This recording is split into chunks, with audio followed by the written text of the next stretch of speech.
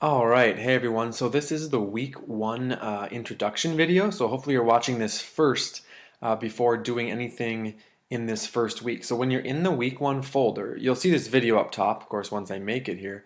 But then the checklist, you're going to want to click on that checklist. It nicely shows you kind of everything that's going on for the week, and that'll be there for each week, right? So we have a daily work checklist week one.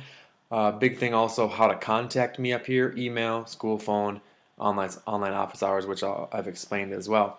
But no school Monday because it was Labor Day, so we're sitting here on Tuesday, right? And you're just going to have to go into that course introductions folder and go through some of the things there. So there's an intro to the course video, the syllabus, other info things, and the student survey you should take as well. On Wednesday, looking to complete your week one Flipgrid post. So there's a tutorial in there about that. Uh, if you haven't used it before, so go ahead and watch that tutorial, or go ahead and post your Flipgrid video due Friday. And then Thursday, we're going to talk a little bit about netiquette. So there's a document, it's like online etiquette, so on the net, netiquette. There's a document there, a little bit about what that means, and then there's a discussion to go through as well to post a response